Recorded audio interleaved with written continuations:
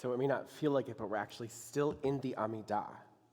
Why? Because that song, that beautiful song that was just sung, is from the middle of the Amidah. And Cantor Barak had this idea that we would sing Ritzeh, which is part of us, the blessings of gratitude.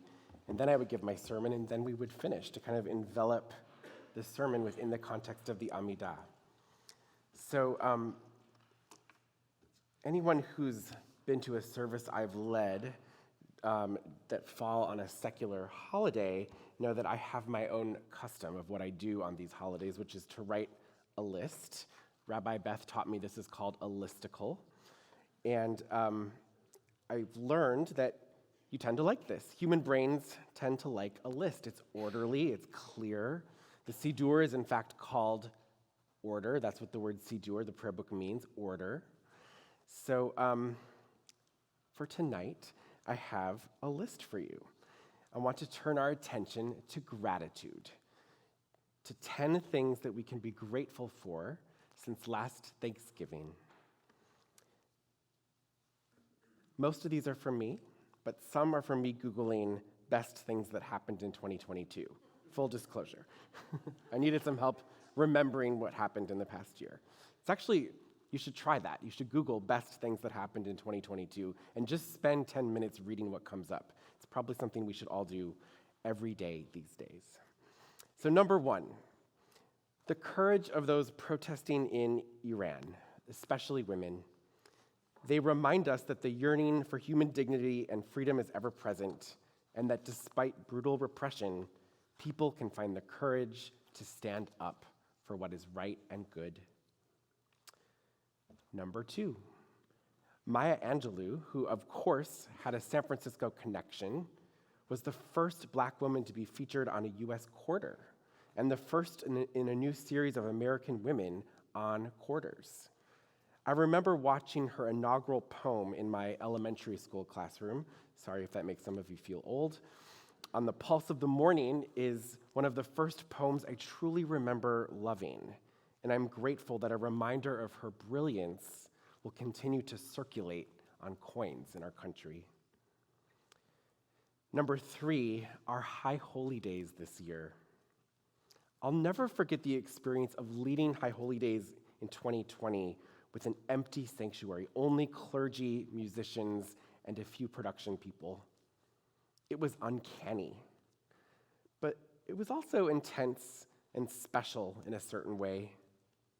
What was actually a lot harder was 2021, when people came, but not that many. Would you ever return? Was this it? Would we ever have a full sanctuary again? This year we were back, and it was just so beautiful to have our community together. Number four, the tremendously good news for climate change that the Inflation Reduction Act represents. It seems almost miraculous that our country passed legislation that will positively and significantly impact climate change. We did that this year. Number five, our capital campaign achieved its goal. We don't usually discuss fundraising at Shabbat services, but I am grateful for the investment that this community has made, not only in this place, but in the future of Judaism. Under the leadership of Doug Goldman and Donnie Friend, this community raised $100 million to invest in the future. There's a little bit more because of inflation, but for this historic building project and for the endowment, it says so much about the bright path for the future. Number six, Ketanji Brown Jackson was confirmed as the first Black woman to serve on the Supreme Court. Not all of the news from the court has been great this year. Still, her confirmation is a bright spot, not only because of her impressive credentials and legal prowess, but of course, because of what her appointment represents for our national struggle against racism.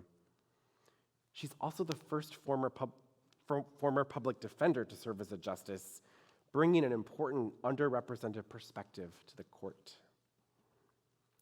Number seven, I had no idea about this. This is definitely from Google. For the first time ever on Saturday, April 30th, for 15 minutes, 100% of California's energy came from renewable sources. Isn't that interesting? For 15 minutes, we got there. The conditions of sun and wind were just right. There's more work to be done, but it shows us that we are making progress. Even for 15 minutes, we saw what is possible, and it's something we can be grateful for. Number 8, Deborah Lipstadt was confirmed as special envoy to monitor and combat anti-Semitism.